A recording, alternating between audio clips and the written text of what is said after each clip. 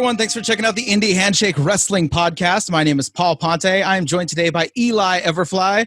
Eli, there's only one thing softer than an Indy Handshake, and that's an Indy Handshake over Zoom. How are you doing today? Cool.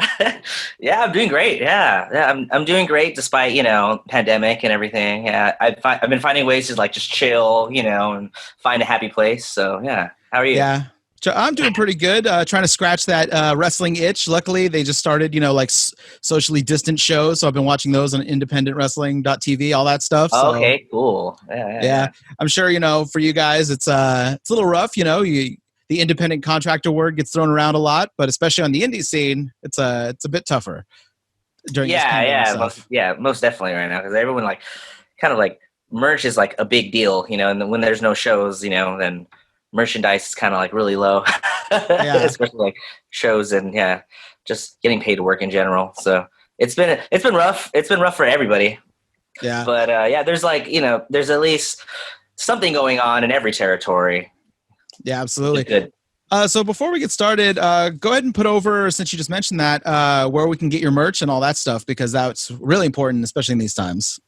Oh yeah, you can just head over to Pro Wrestling Tees, look up Eli Everfly or Doomfly. That's pretty much it. Or you could just contact me on Twitter or Instagram or wherever you possibly can, and I'll show you what else I have that's not a t-shirt. I'm working on I have a water maneuver, but I haven't really put anything on there in a really long time because I was just so Pro Wrestling Tees and just at shows it has to be exclusive. You have to come to get this. Yeah, I used to sell a lot of cool things that were kind of just for when you're at the show, wristbands that say I came to see Eli Everfly. Things that are a little more intimate. Yeah, I like that. Yeah, miss that stuff. Yeah. Yeah. So, all right. So let's go back to the beginning. Let's start off with how you got into wrestling and how you discovered independent wrestling, which is always interesting to me. Ooh, that is really interesting. Man, yeah.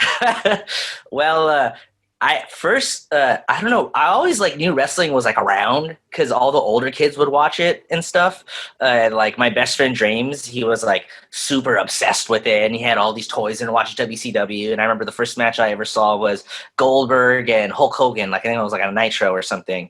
And that's the oldest memory I have. But it was always around. But I really got into it because my dad one day he put on Raw, and then The Rock, the promo of The Rock happened, and my dad was just oh yeah, this guy's a new guy. He's a new guy. He's bad. And my dad was really into the UFC, and he's always loved fighting and ultimate fighting.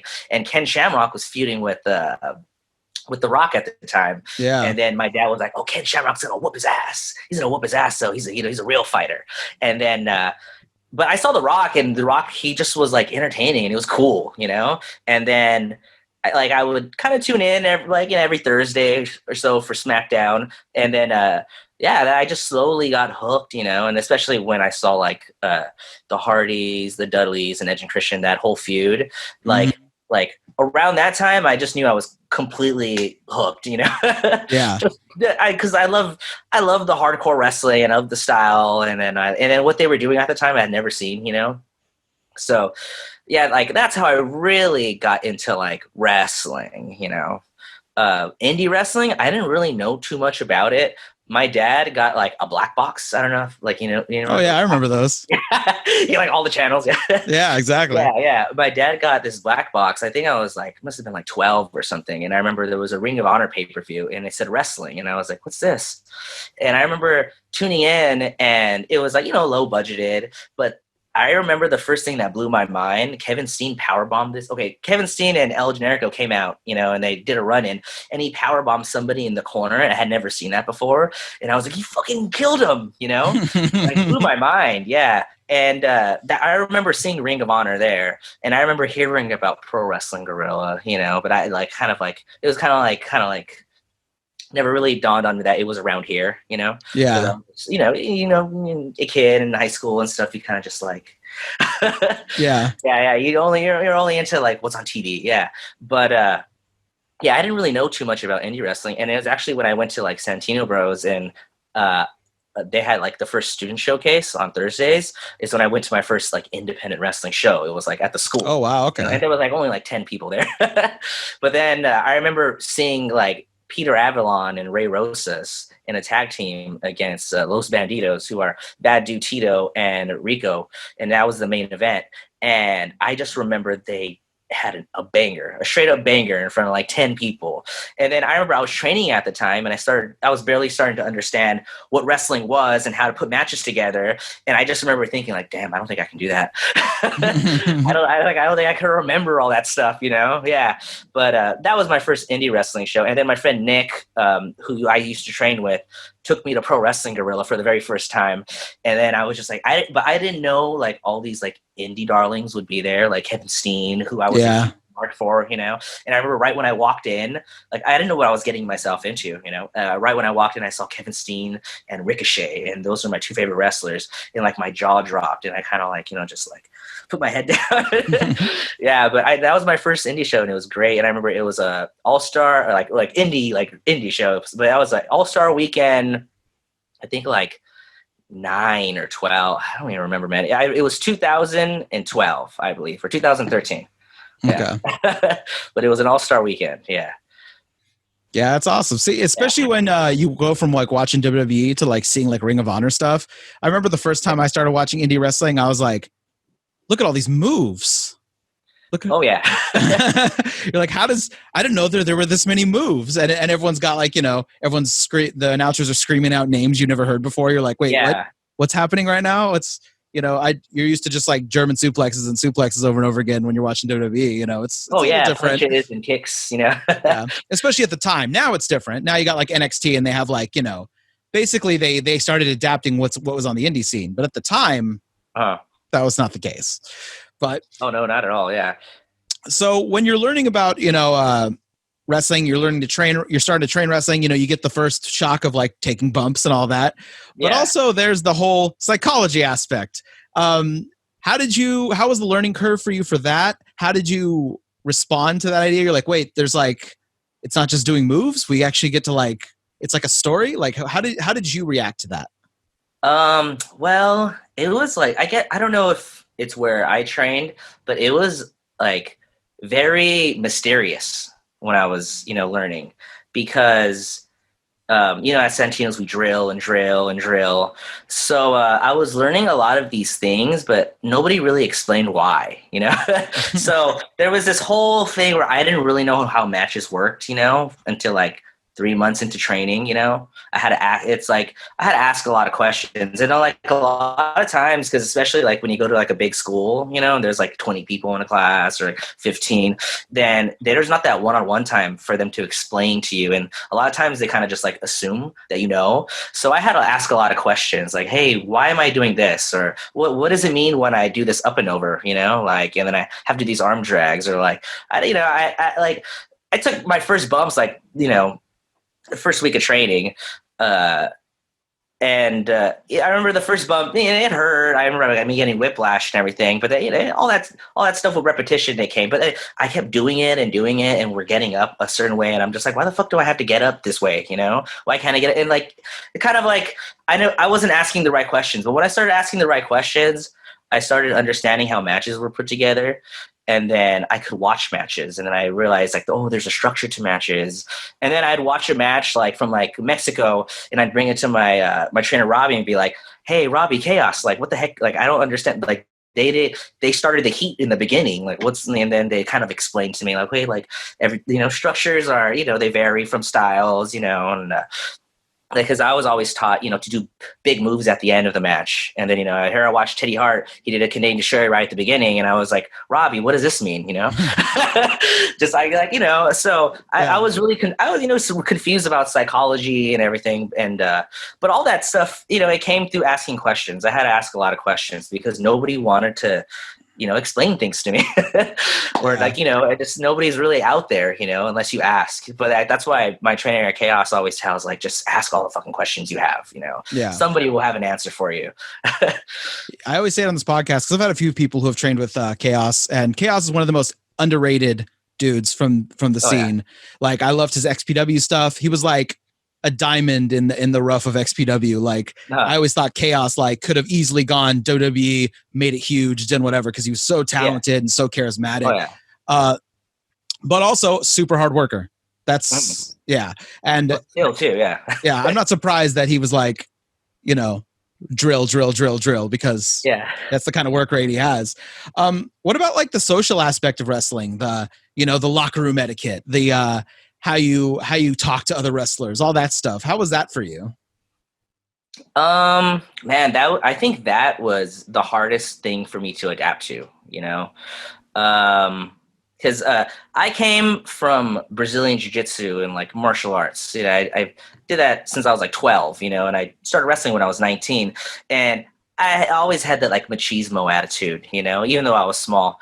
And in wrestling, we're taught to, take care of each other, and everyone has to be everyone's friends because our lives are on the line, and it wasn't really something I was used to. So the shaking of the hands, that was really hard for me because I knew some people were talking shit about me, and especially, and then that goes with any job you're in, there are people who not everyone's going to like you, you can have 10 people who love you, but there's always going to be that one person who doesn't, for whatever reason, So to me, that was kind of hard to like swallow my pride. But then I feel like, a little long down the line, I learned that it's to make peace in the locker room. And regardless of whatever heat you have with somebody, whatever you think of him, it's so that there's no tension in the locker room. And it's like the shaking of the hands is really important because it sets egos aside and it shows that, hey, we're all here for the same reason. And that's, to entertain the audience and nothing else.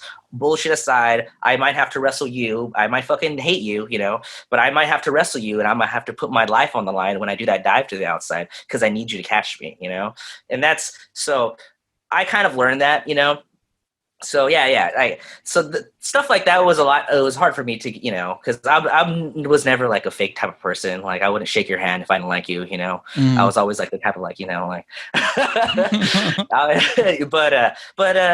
but yeah, I learned, to be really humble because of it all, and like the etiquette is something that wrestling needs, and I feel like it is getting a little lost because even now, I would like to locker rooms and the main guys, the people who are on TV, the names, or like, the bigger names, they won't shake your hand. They wait for you to come up to them, and it's kind of like a one-upsmanship. And then I always thought that, hey, when I show up first to a show, I'll shake everyone's hand who came first. But if you come after, you would have to come up to me. And that's what I always thought. But then you kind of learn the politics, like, oh no, sometimes that guy is not going to come. He's going to wait for you to go up to him, And little by little, even if you think that guy's like, you're better than him or whatever, you just have to swallow your pride. So I learned to like swallow my pride and just be humble, no matter what situation I'm in.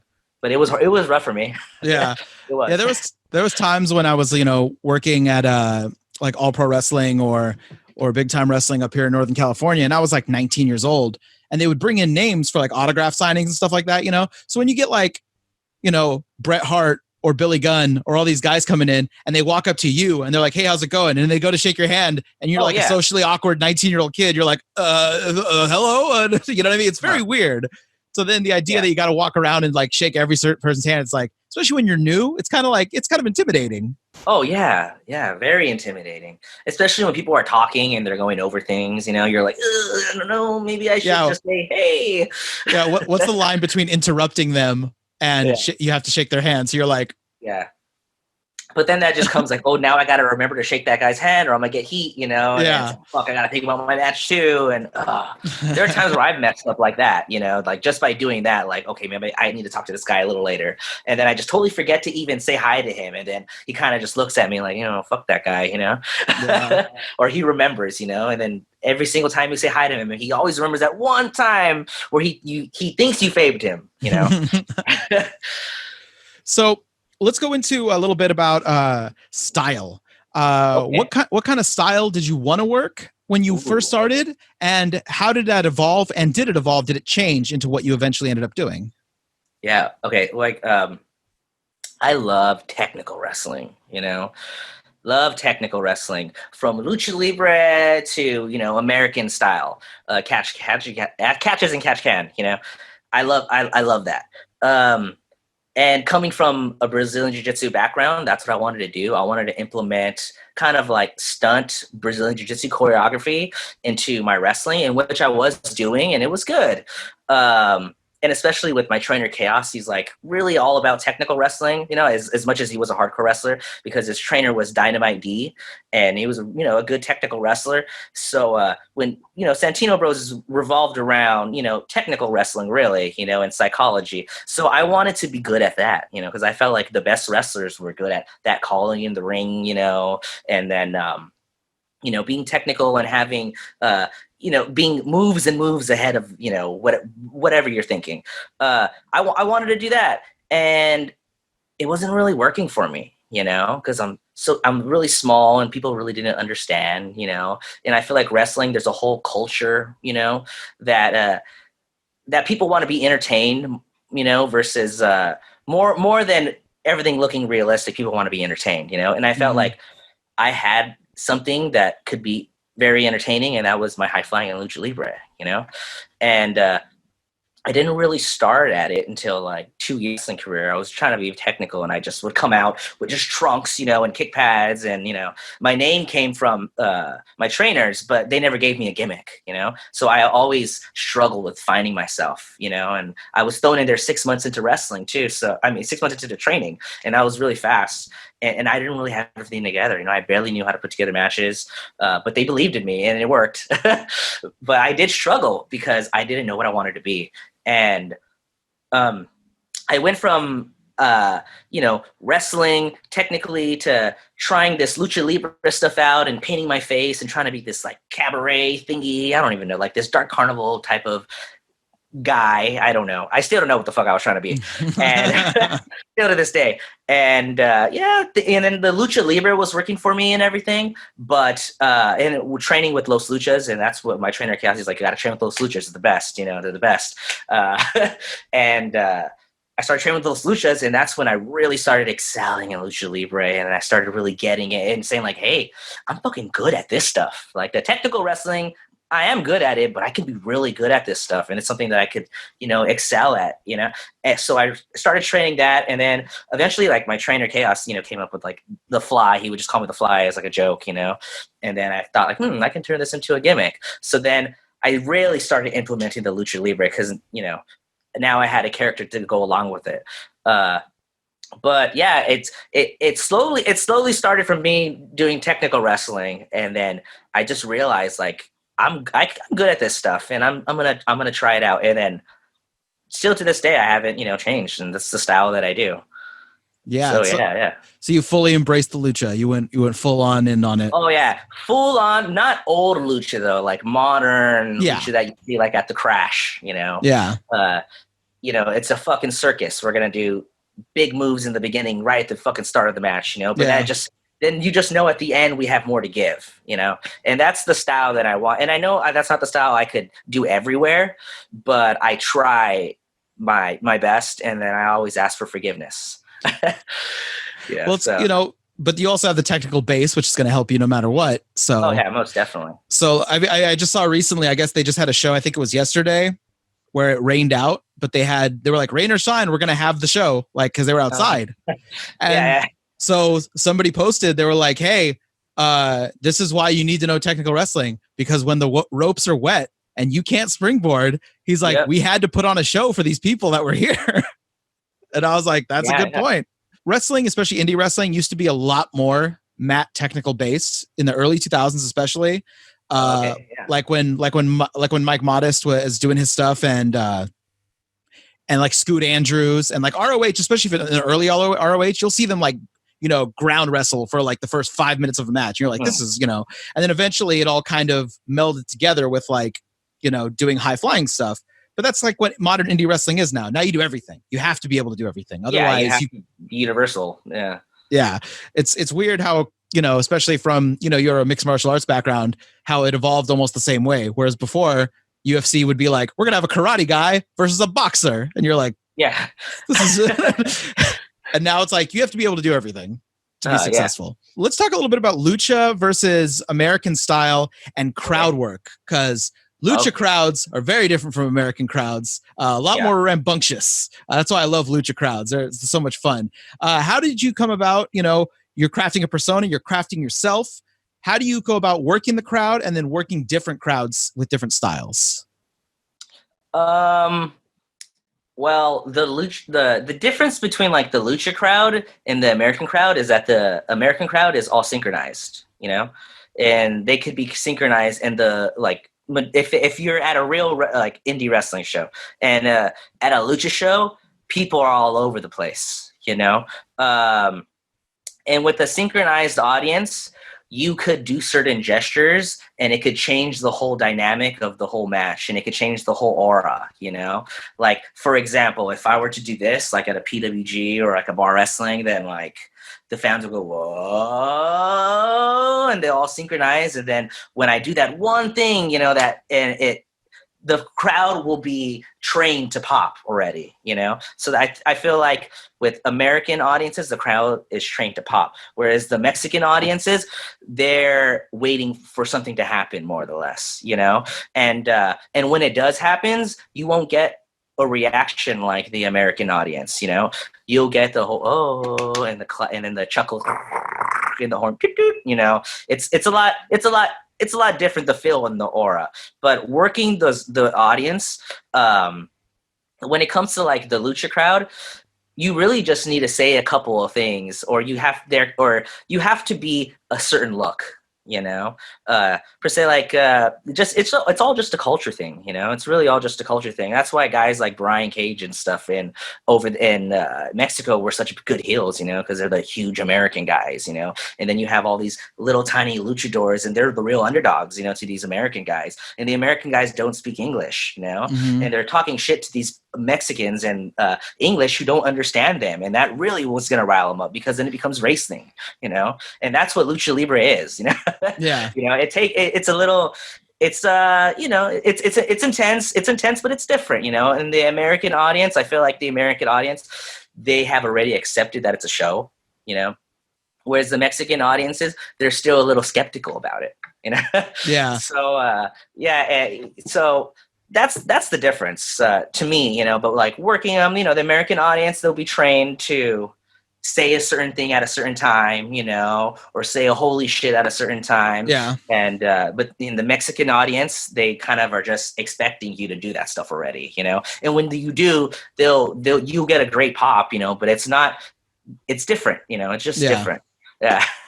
Yeah, I feel like the American audience is almost too synchronized at this point. It gets to the point where like, okay, you give me one or two like this is awesome chants, okay, that's fine. But once you start getting to fight forever and all this, I'm I'm over that shit, man. Like I'm done. I can't. But you know what? That's fun for them. Like the wrestling fans, they see it on YouTube, they see it on TV, and when they come to a wrestling show, it's kind of like therapeutic for them to say that stuff. You know? So I'm always okay with it, but I could see how if you're going to wrestling shows constantly, you're like, okay, guys, not every show, it's fight forever, Yeah, exactly. At some point, you're kind of like, well, fight forever, but also like there's traffic, and especially if you're living in LA, you're like, come on, I got other stuff to do.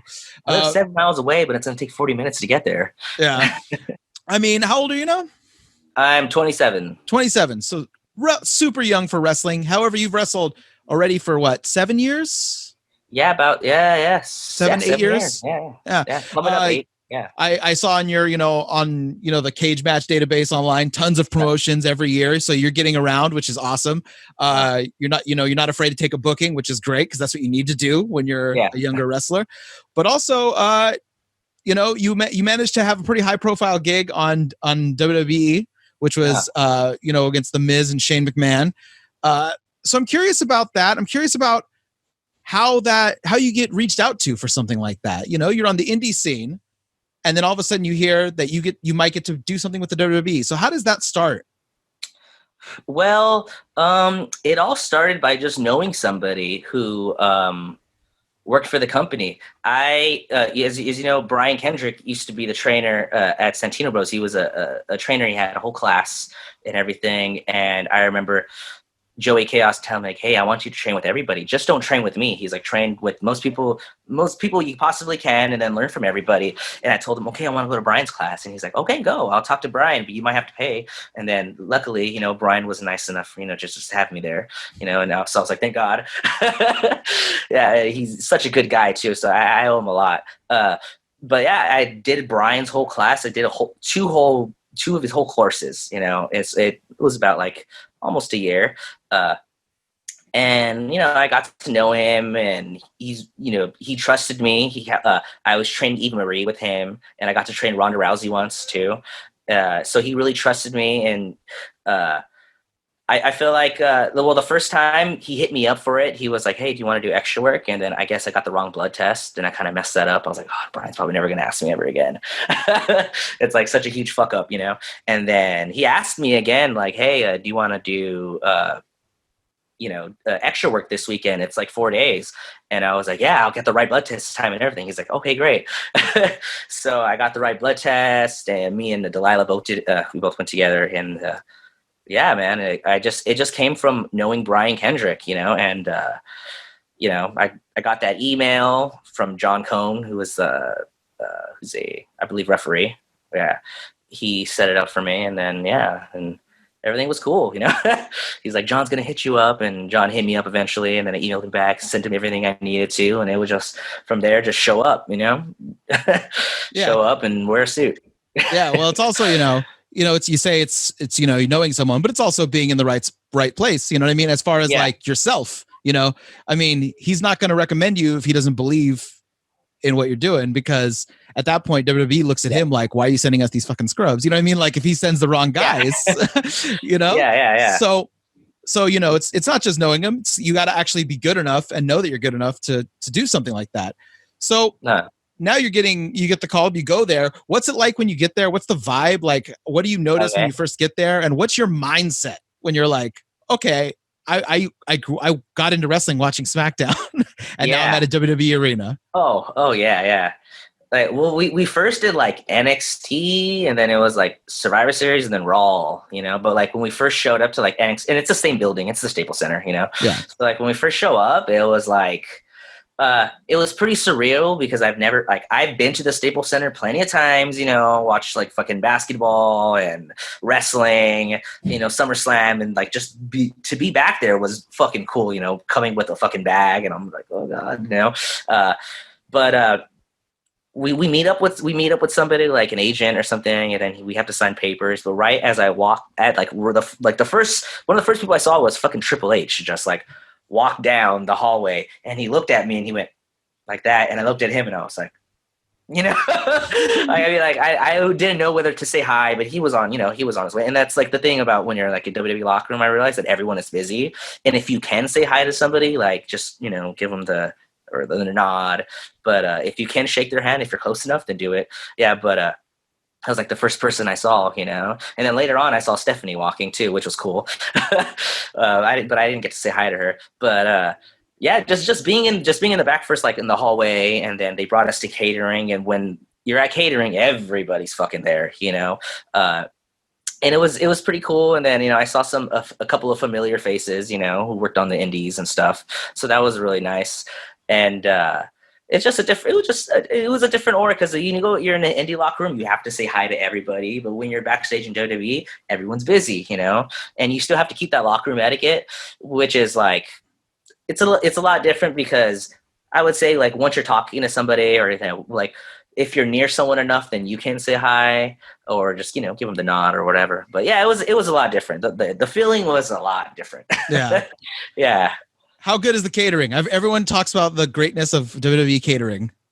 Oh man, the catering was so good. So okay, so the catering is what leads up to my match, right? Okay, so I gotta say that story. All right, so first day I was like, damn, am I gonna do anything? So I didn't really eat too much, you know.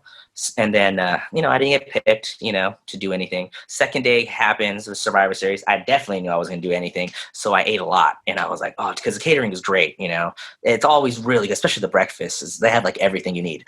All right. So that happens, and then the third day Raw comes, eat again, just like fuck it, I'm not gonna get chosen, so I eat again. So SmackDown happens, all right, and I'm thinking, okay, I'm definitely not gonna get chosen to do anything. It's been 3 days already, all right. I eat and I eat and I eat, and then I think it was Scott Armstrong comes to the back, and then he's just like, hey, all the extras, put on your gear, you're gonna have a tryout match right now. And I was just like, what?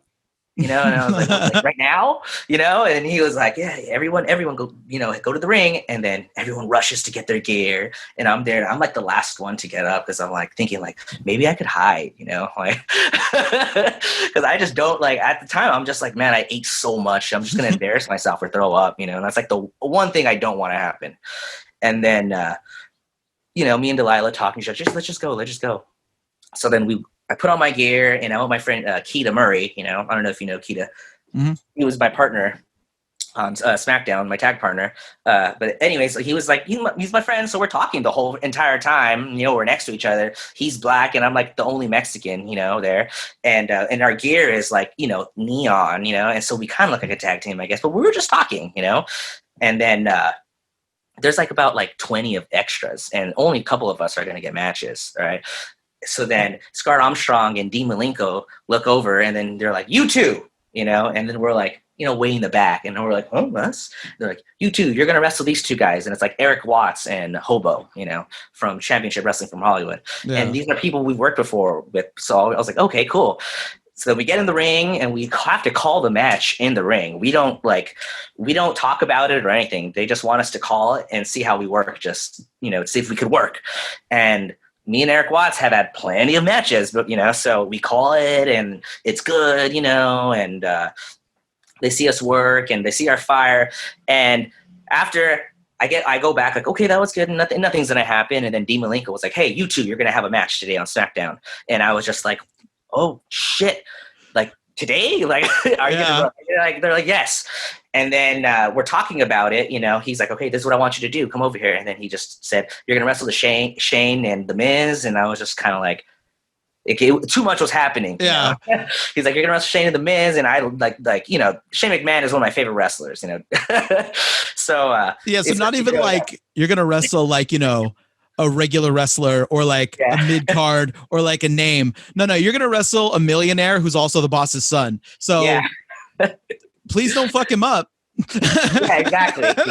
It was so intimidating. And then Dean Malenko, he explains the finish to the match. He's like, can you do a small package? And I'm like, yeah, I can do a small package. And it was just funny because I was just teaching the guys at Santino's how to do a small package that week. And I was like, oh, I know how to do a small package. And so I showed him the small package, and then he was like, all right, this is what's going to happen.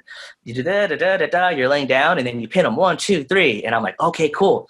And then like 10 seconds later, I was like, wait, I'm going to win? Like, huh? And then, Keita's like, dude, you're winning. We're going to win tonight. And I was like, does that mean they're going to bring us back? And he's like, I don't know. All these things are going through my head. I'm just like, what? And then like talking, eventually The Miz comes down, and, despite his persona on, TV, he's such a really cool guy, man. And they didn't want to give us offense, in which we never got.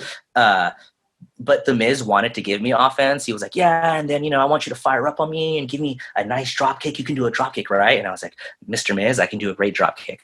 Like, yeah. So then, and then we go to the back, and then Shane had this idea, and he was like, yeah, and then we go tag back and forth. And, it was going to be kind of like we get a little bit in. And then Road Dogg came out, and he was like, no, that's not going to happen. Your dad's not going to want that, And then Shane is kind of fighting a little bit. He's like, I think, it'd be kind of good. And then and then he's like, do you want to talk to your dad about it? And then like Shane was just kind of like, yeah, I kind of don't even want to go around. Just go there, So all that was like vetoed, all our offense. But yeah, like The Miz was like super cool, Miz was super cool. Everyone was so cool, I was really intimidated going into it, but yeah, everyone was like super cool. And then we go out, we do the match, and I remember them saying like, oh, if he doesn't get up on this move, give it to him, So I was like, oh man, I have to make sure I'm there for that big boot, which never happened because they had like 3 different scenarios. They were like, okay, this is one scenario, this is one scenario, this is another scenario, and I had to remember remember all of them, and I'm thinking like, damn, this is just a fucking squash match. Like, Yeah, there's just like so many contingencies for any moment. Yeah, and so Road Dogg was like, if he's not there for the big boot, which never happened because they went with a different scenario, then he was like, yeah, then give it to him. So I was like, okay, I have to remember all this stuff. And I ended up, the match ended up happening. It was great, it was fun. And my phone just blew up, like fucking I had friends hitting me up and showing me that like I was in #1 trend on Twitter in the United States, which was cool for like a very short time. They're like, I think it was like an hour. Yeah. It was really fun, man. And it was a really good experience. And yeah, it just happened so suddenly, so the only show that in wrestling, you just have to be ready at all times. Yeah, really. Like anything can happen. You could, go over on The Miz and the boss's son, unlike on national television. Yeah. It's so weird. That's why I always say wrestling is weird, man. Wrestling is so fucking weird, but that's why it's great. Yeah. Oh, yeah. I love wrestling. Super random. And it's like, when you place the first SmackDown on the PS1, JR says anything can happen in the World Wrestling Federation, and they're like, it's true. Yeah. Anything can happen, man. Anything. Yeah. And when you're doing the tryout match stuff, who's hanging around? I know a lot of times people say that there's just everyone just sitting around in the seats, just kind of just chilling. Yeah, because the superstars, they're either waiting to get in the ring or they had been in the ring already and they're just kind of hanging around and they're talking to agents or they're just, just chilling by ringside. So like we had like New Day there. I think Mark Henry was there. Just like, I wasn't really paying attention, but there was, like Asuka was there, I believe. I'm not too sure.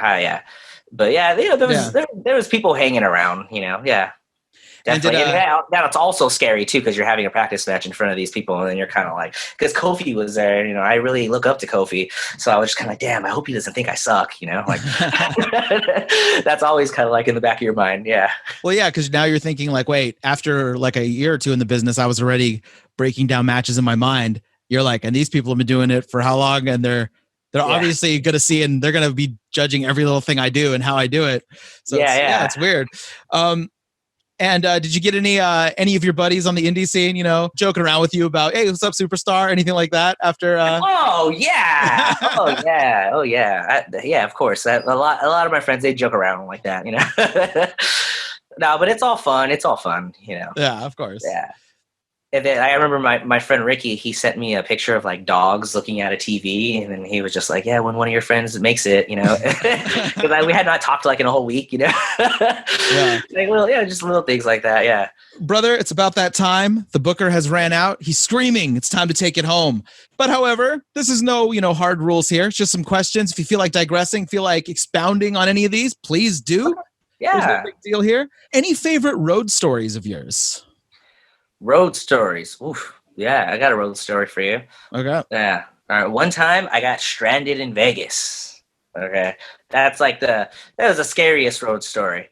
Just because we were at FSW and my friend Nick, I'm with Nick.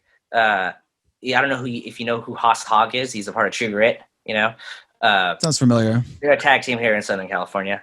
And then I was with my friend Biagio. Okay. And he's like my training partner still to this day. And then, we wrestled down there. His car is shit. The show happens and everything. His birthday was the day before. And then, mind you, we're 19-year-old kids, so we don't know how to, use our money properly. And there was a lot of confusion happened. I spent all the money on beer because it was his birthday.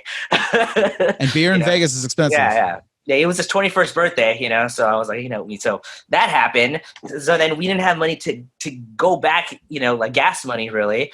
And then his car fucking overheats. Yeah, and then we're trying to get junks all day. We're trying to push it around. We end up sleeping at a hotel lobby, and you're getting kicked out, going to another one, pretending like, we're guests there and eating breakfast because we don't have any money. Yeah. And then luckily enough, we push it fucking to the MGM Grand in the parking lot, and they told us that they're going to tow it away in a couple of days. And then my friend, his car was fucked and it's been fucked for a long time, so he kind of was just like, we're going to leave it behind, right? And then luckily, Gregory Sharp, who's a wrestler at FSW, God bless him, because he came through, and we're just a bunch of kids, man. We don't know any better. So he gave us money to take the mega bus, and it was 2 days, and we're starving, and then he fucking gave us he brought us Burger King and everything, and he paid for our tickets to get back and everything, and that was like a lot of money, That was like $30 each, yeah. Yeah, but he's super nice about it. But yeah, it was just that whole day starving, and then us turning on each other, like we're starving, but my friend Haas actually had a little bit of money, so we went to Wendy's, but we didn't tell the other guys, and we had to come back and the humanity came out of us, Yeah, absolutely. Yeah, but yeah, that's one of the road stories that I always remember is being out there in the desert in the heat, stranded and turning on your friends, and then it all comes down to like we all have to come back together and everything on a bus, and on the bus ride there we're looking at each other like, did that all just really happen? Like, yeah, but that's my best memory, Fantastic. Wrestling, it's a physical thing, but I also consider wrestling a very creative thing. If you weren't doing wrestling, what would be your creative outlet? Oh, well, I do like graphic designing and stuff, I think that I got into it more because of wrestling, and I had to start making like flyers and video projects, and that I would edit the Santino Bros show for years, up until like it stopped recently before the pandemic. So like I think I would have kind of ventured into that. I think that if I wasn't wrestling, that I would probably still be in wrestling, but doing something else, Yep. Most definitely. But just wrestling and doing jujitsu, man. That was like, that was my life. But I definitely would, definitely try graphic designing, any type of art, Yeah. What's your favorite move or hold that you don't use? Ooh, that I don't use? Yeah. Oh, man. Move? Well, oh, man. I don't know. A move or hold that I never use. I really like to... Man, I can do it sometimes though. Oh, depending if they're a small guy. But I really like the Mexican surfboard and turning into a dragon sleeper. But I only have done it like 2 times in a match, and that's because I was with a smaller person. Yeah. Yeah, but I just love it. It looks great. It's really uncomfortable. Yeah, it looks devastating. Yeah. It's safe, but it's really uncomfortable. Yeah, I love that. I love power moves. I love power bombs, but I can only do it to my fiance for some reason. I can only power bomb her, and it's actually like in our documentary where like there's a slow motion, capture of me power bombing her, and I was just like, oh damn, that's how it looks when I power bomb somebody. Cool. Yeah, nice. Yeah, I never get to do it, but I love. Yeah, power bombs are awesome. What's the craziest fan interaction you've had? Oh man. Well, she I'm sure she doesn't come to shows anymore. But when I was like 20, this little girl came to Santino Bros, and she was like probably like 15, and then she I was in the locker room, and she wouldn't leave unless I came to to the to talk to her, and I was just like, okay, whatever. I came back, and then when she met me, she started crying, and then she showed me her like scars and stuff, and said that they said that wrestling gave her life, and she doesn't want to kill herself anymore, which is great, but it just was such a huge. There was no high or anything like that, Yeah, how old are you at this time? You said I was like 20. I was about 20 years old. Yeah, yeah. That's only almost a year. That's a lot to take on, and you're like 20 years old. Like you're like, yeah, what? Yeah, and then, like I said, nobody even knew who I was. Like I had at this point, I haven't even had a T-shirt yet, Yeah. And this girl came up to me and was showing me her scars, and then saying that she was thinking about killing herself, but now she wants to be a wrestler, which was really good. But it was insane because I had never, still to this day, no one has ever really came up to me and showed me their scars and said they wanted to kill themselves without saying hi to me first. Yeah. Yeah, and it was crazy. She just started crying. She just looked at me and she was just like that, and then I didn't know what to do. Just like, hey, yeah, yeah. You're not emotionally equipped at 20 to handle that. Oh no, not at all. Yeah. Now I think I would have handled it a lot differently. Yeah. Yeah. Besides hurting you, what's the worst thing someone could do when they're working with you in a match? I guess just go into the business for themselves and go off script. You know, when we talk about something, if they go off script and then kind of like do their own thing, that's the worst that could possibly happen for me. But I'm okay with calling things on the fly when it's the right time. You know, but if it's like a critical part in the match, you know, and then it like that to me is like the worst thing that could happen. Like obviously like being hurt too, you know, but yeah, just because it's disrespectful to what, you know, to me and what we talked about and also the fans, you know, and yeah. I think that would be the worst scenario, you know, other than, you know, somebody totally like demeaning your race, you know, or fucking gender, you know. Yeah. I know a buddy of mine, and I'm sure you've met him before, Luke Hawks. Okay, yeah, Luke. Yeah. When him and his son tag teamed at the Crash Lucha. Oh, okay. His son was in the ring, and the wrestlers that they were fighting against basically took away his shine completely, and just like completely. That's exactly what I'm talking about. That's the look. And he was like, it's gonna happen. You got to learn to be able to deal with it, but it's gonna happen eventually. Has that happened with you, where you're like, and how do you handle it? Yes. Man, I remember I wrestled for this place, Lucha Libre VIP, over here in Los Angeles, and we were wrestling these guys, the LA Fuckers, you know, and I was in a faction with this guy Terex and a couple of other people, and we were called the Revelation. And I remember we had talked about whatever was going to happen, and these guys, they didn't like us for whatever reason, and we were, you know, I'm really young, and they just beat the shit out of us. I remember this dude Piloto, he did a freaking swanton bomb, and he just landed completely on my face, and I was knocked out for a little bit, you know. Wow. And yeah, they just completely beat the shit out of us. And then I remember this one dude, he started attacking me, you know, so I shot on him. And then Terex, who's like he's a huge guy, you know, he split us up, and then he just kind of like walked towards the guy, and the guy got really scared, you know, so Terex had my back. It was crazy. The match was all over the place. Like, people were everywhere. They got our manager, and they ripped his mask off, you know, and everything. And yeah, and it was like a shoot. Like, they didn't talk about it and everything. They completely just took his mask off. Yeah. Wow.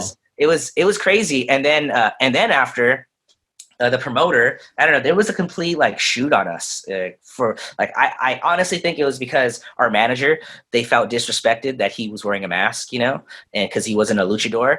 And, you know, when you're young, you don't really know what you're doing. They put you in this faction, and you're like, okay, I'm getting work, you know, and I didn't know what was going on, but I guess it was a guilty by association type of thing. And they just started beating the shit out of us, and they took my manager, ripped his mask off, which is what they really wanted to do, you know. And then after the promoter, he called the girls, because there was a bunch of girls on the show, the girls to come and kick our ass, you know. So the girls came out, and some of the girls knew what was up, and some of the girls, like Thunder Rosa, didn't know anything. And they were kind of like just working, like, oh, they said to come in and do a run-in, you know. But this girl, Lady Lee, grabbed me by the fucking hair, you know, and was just yanking me, and I was like, I don't know what the fuck to do, you know. Yeah. It's a girl, I don't know if I'm gonna have to fight her or like what, you know. So then I fucking run, you know. Yeah, I just fucking run, dude. Like, you don't know what to do. I got the fuck out of there, you know. And I was like, I ain't getting my ass kicked by a bunch of chicks. Like, this is crazy. What a shit show. Holy crap. And then after, we were pissed, and we never went back to that place again. And luckily, that was the last show that they ever did, you know. And yeah, even still to this day, like, I know those guys and I've trained with them before, but yeah, I always look at them and they'll look at me like, we remember. Yeah. Like, we remember what you did. I'm always like, I know what you did. You know, it's cool though, but I know what you did. Yeah. Damn. Yeah, but back then you're just so young and naive, and you don't know any better, you know, and sometimes you find yourself in situations like that. But, you know, that's why we train hard, and at Santino Bros, we're learned to be tough, you know, because anything can happen, especially in Lucha Libre, man. Anything can happen. Yeah. Yeah, there's a lot with like Lucha. We've talked to guys here. We've talked to some guys here who are, you know, white American dudes who have done Lucha, and they're always like, oh yeah, we're the ones who are going to get, you know, in a Lucha locker room, they're like, these fucking white guys, you know what I mean? They're like, oh shit. And then there's also, you know, the people from Mexico, they sometimes feud with the Mexican people from America in a Lucha. Yeah. They're like, you're not really luchadors. And it's like, well, okay. Yeah.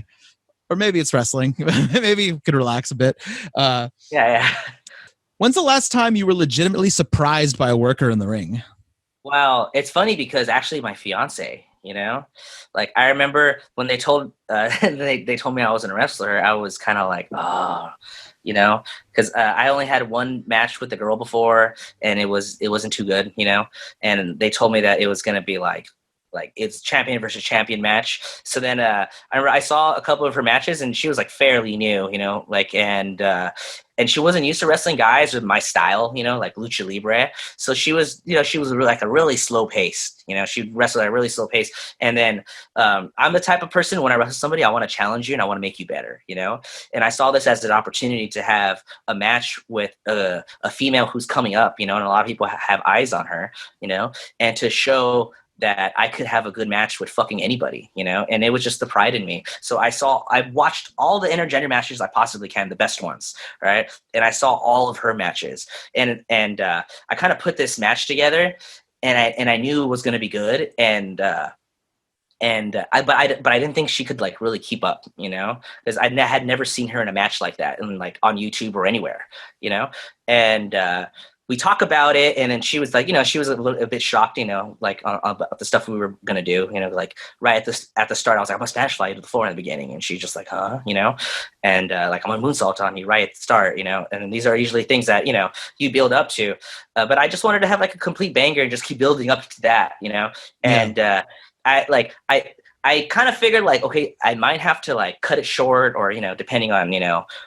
how she feels, but man, she showed that she could fucking go, you know, and we had a great match, still to my top 5 best matches I've ever had, you know, and then it was a complete surprise because I wasn't thinking that we were going to have that type of match, you know, although I did want it and I put it together that way, but I just, you know, when you don't know any better, you know, and then a lot of times you underestimate people, you know, and I think everybody has that fighting spirit, you know, and it just takes that person to bring it out of you. And a lot of people are complacent, or a lot of people don't want to challenge people, you know, and when you start challenging people, then, you know, your matches get better, and then you get better, and that other person gets better, and the fans really enjoy it.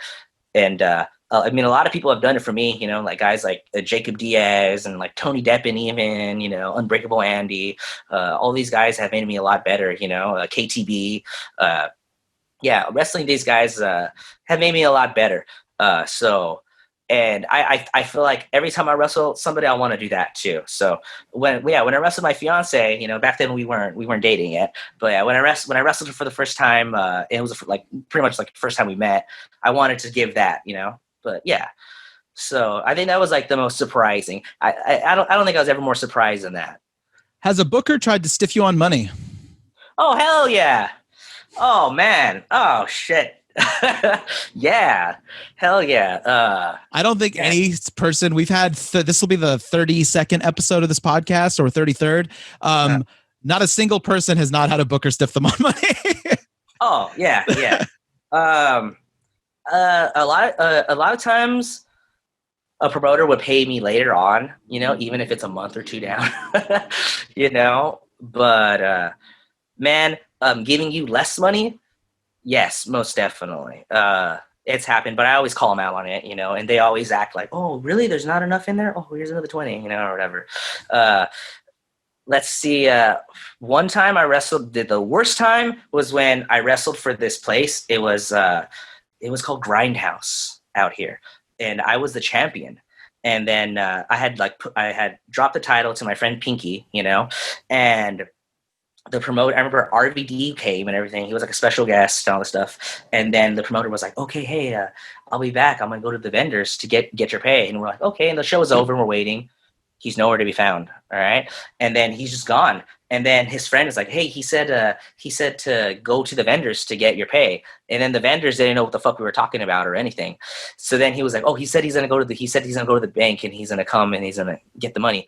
We're waiting there for 2 hours. It's fucking nighttime. Everyone's almost gone.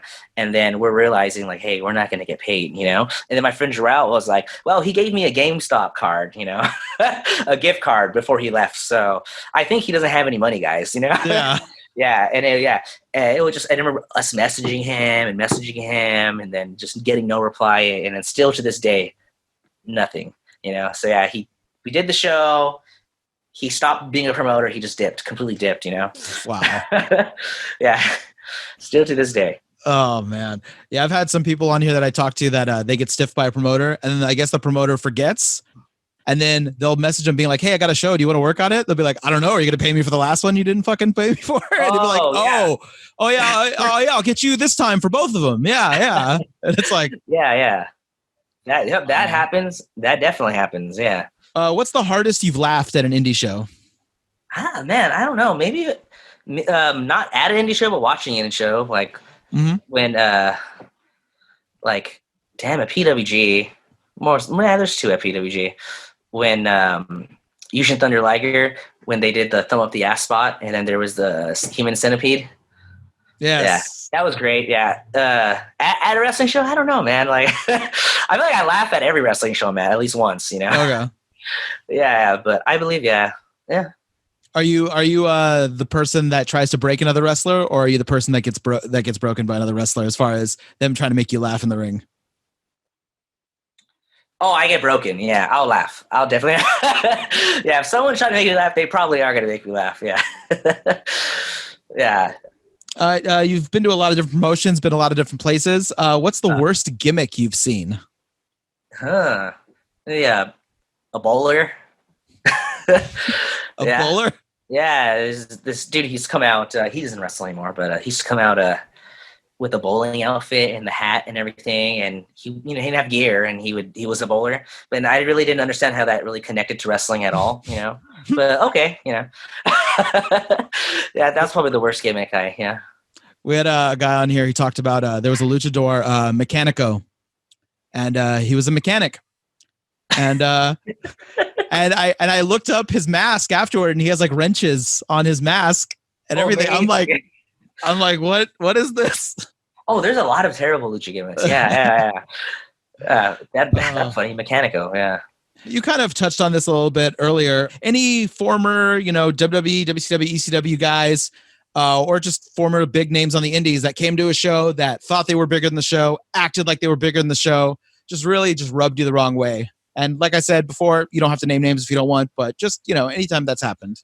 I mean, I won't say a lot of names, but a lot of guys at PCW, Ultra were like that. Because, I mean, they did bring in a lot of names, But when you bring in a lot of names like that and you have an indie super show, I feel like if people weren't on shows with each other before, or aren't in their little cliques, and I feel like everyone acts like that with everybody, But it's the people who are the younger guys who nobody really knows who get the most heat for it, But I mean, like everywhere, man. Like when you're at PCW, even like Pro Wrestling Guerrilla, Pro Wrestling Guerrilla is really homey though. It's really homey. But there's people that rub you the wrong way everywhere you go, and on any show you're at, especially if you're on a show with bigger names, like when I was at Lucha Underground, like I got in trouble for not shaking hands, and some of the people that I didn't shake their hands, they were fucking in the ring doing all these spots, and it's just kind of like, and then like what I was talking about earlier, where it kind of like, you don't know when to, and you kind of forget, but yeah, some people would rub me the wrong way, because I knew they were talking about me, with other people. And it just all has to go with etiquette, and then I don't know why some people would choose me, to pick on, but yeah. Yeah. I mean, yeah, I guess that's going to happen no matter what. I think like Ruby Reyes, when I had her on here, she mentioned she worked a show where a big name luchador made all the other wrestlers leave the locker room so that he could get dressed in the locker room by himself. Oh, that sounds right. Yeah. Oh, so, yeah. I think I know who I think I know who that bitch was too. Yeah. Yeah. All right. So I call this the touchy-feely question of the podcast. It's your pure joy in wrestling, whether it's something that happens before, during, or after the match. When it happens, you get the goosebumps. You're like, this is why I fucking love this business. This is why I fucking love wrestling. Yeah, man. Anytime, when I first started or even thought about wrestling, I never had like goals, I only wanted to I even wrote in my journal too. I only want my hands to be raised, with thumbtacks in my back, bloody face, wrestling my best friend, both of us raising each other's hands, and the crowd chanting, "This is awesome."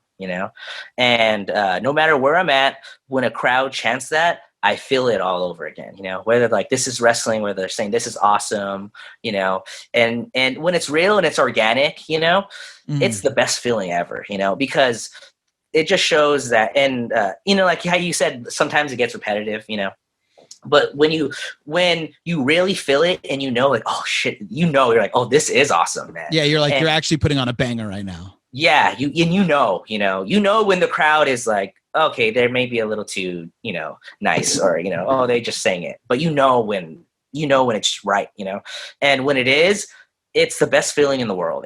And that's why I'm addicted to wrestling, because I want to feel that over and over again. But I just don't want to hear it. I want to know that my work is good enough, And when you feel it and the fans say this is awesome, you have that satisfaction where like, that's what I trained for, That's what we talked about, and this is our hard work into a culmination of people giving us appreciation for it. And that's really what you just want in anything. You want people to praise you for your work.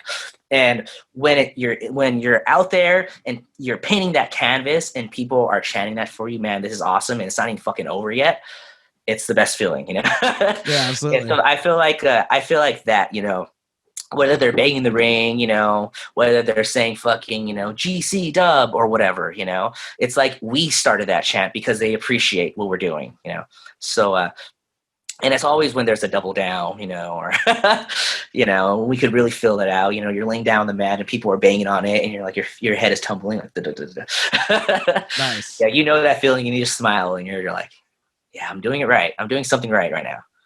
Well, thanks again, brother, for being on the podcast. I appreciate it. Go ahead and put yourself over one more time where people can reach you on social media, merch, all that stuff. Oh, yeah. If you want to check out any merchandise, you can just right now go to Pro Wrestling Tees, or you can just hit me up on Twitter, Facebook, and Instagram at Eli Everfly. And if you need anything else, like any questions, you can always email me. I'm always open to talking to fans and stuff at elieverfly@gmail.com.